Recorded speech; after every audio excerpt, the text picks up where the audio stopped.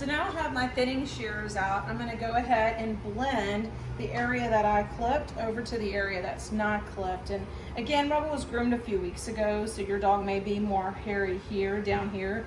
I actually put that pattern in there, and I groom him a lot deeper than I do a dog I'm showing because he is just a pet at this point. So I'm gonna go in with your thinning shears, being careful to pull everything tight. I always start up here at the ears. They have a lot of hair behind their ears. And I just blend this area to this area.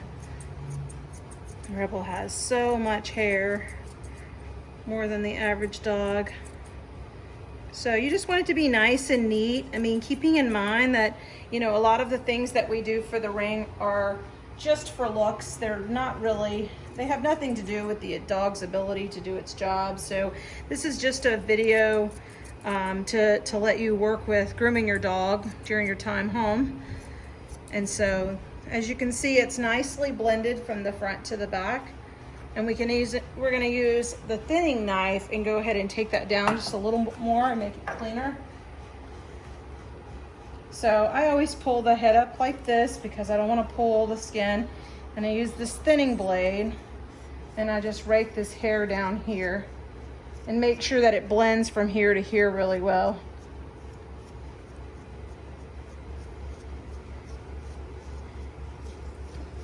You know, and I say all the time, I groom what works for me. Everybody can groom the way that they groom. Some people are actually licensed groomer, and that is not me. So I groom the dog however it takes for them to look great for the ring. So I feel like my success says a lot about whether I can groom this dog to make him look nice for a show.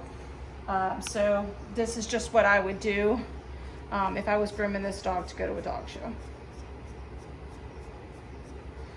Okay, so that's all we're gonna do there. And then I'm gonna come here to the back where I was working on earlier and I clipped him.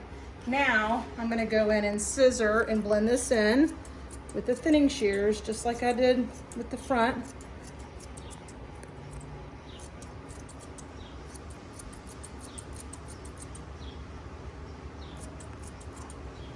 You know, some dogs that carry the amount of coat that Rebel does, they take several times to get them just right. You can't do this all in one sitting, usually.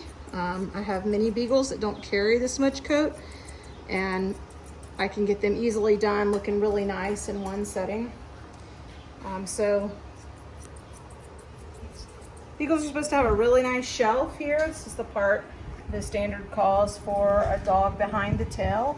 And so you want to make sure that that's nice and cleaned up with your thinning shears so that the judge can really see how nice that shelf is on the dog. So I'm going to go back in with the thinning knife and just take this hair down that's kind of sticking out. Some of it is fluffy just because I just gave him a bath and blew him out. Usually I don't do those things back to back.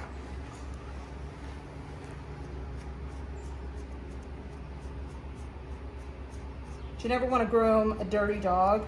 It actually dulls your blades and you don't get near as good of a finished look. So while I'm back here, I'm going to go ahead and address the tail. So you never want to have a blunt tip where that is like completely flat on top. So you want to do a rounded tip, and as you can see, this dog's tip is just here and here, and that's because it was done just a few weeks ago. But that's how much hair growth he's had just in a few weeks. So I'm going to hold him at the very tip of his tail. I'm not squeezing hard, I'm just making sure to hold on to the tail. There's a little bone, you know, at the very end, and I'm gonna lightly squeeze and start rounding that off. This doesn't hurt the dog in any way, it's just like getting a haircut. So I always readjust, just like your hairdresser does. Stay, Rebel. So I want to make sure that that's nice and rounded.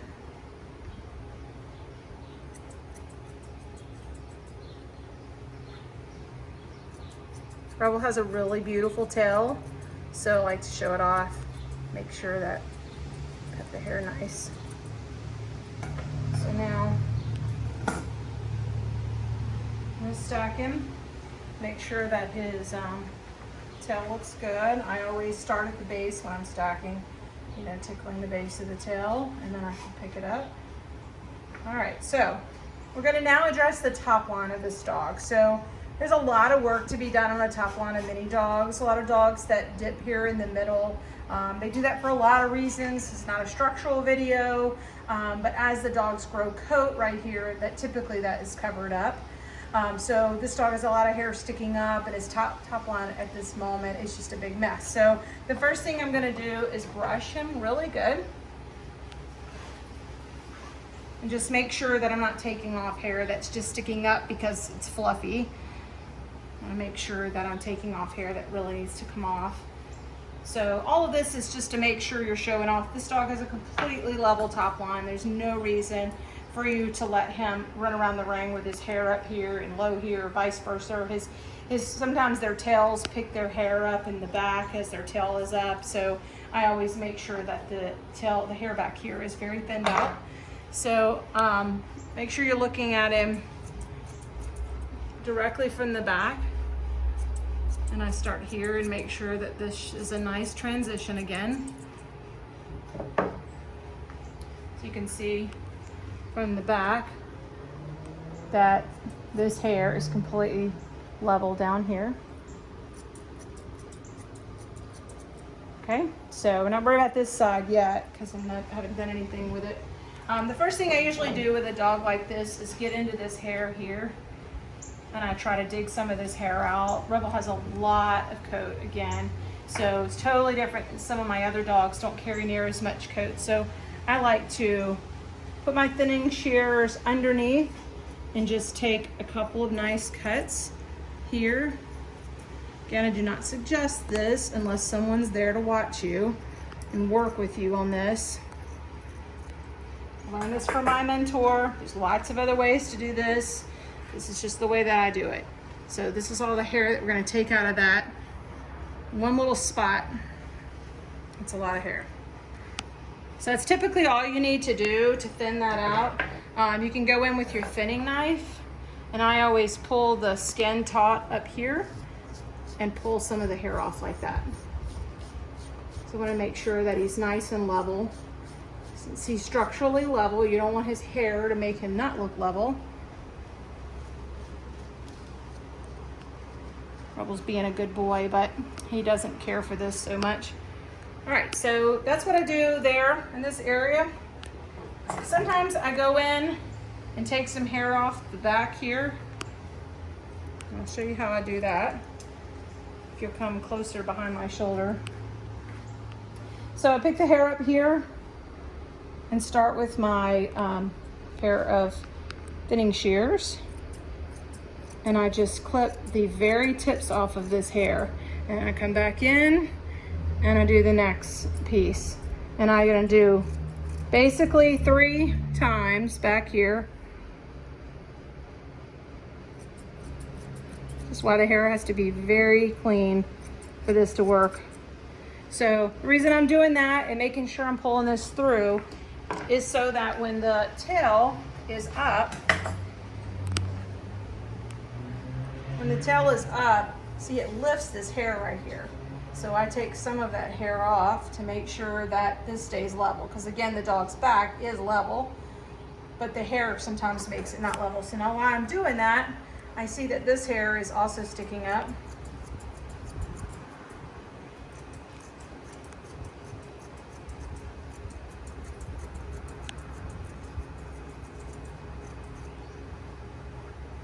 So there, that looks much better.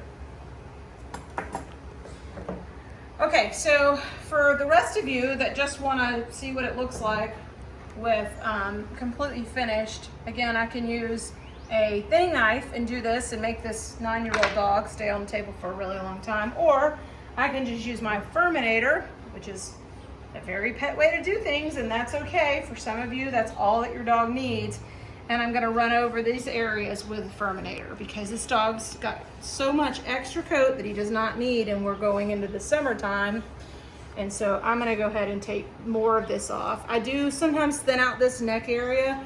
The dogs that are being shown actively, I use a thinning blade to do that. But again, you may need several opportunities to go over it because it's not that comfortable for the dog when you're pulling out hair. So I'm gonna use this on this particular dog because he's a lot happier with just having the Furminator rather than a thinning blade. So I'm gonna run the comb here and you can see how much cleaner he looks. I'm just gonna go underneath here, make sure that this is nice and clean.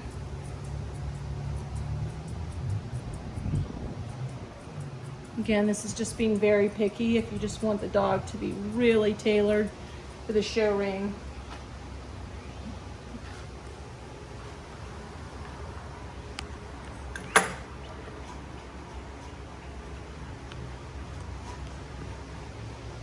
When you're getting your dog ready for the ring, I do lots of different products and mousse and hairspray and all this kind of stuff and chalk. There's all sorts of things you do.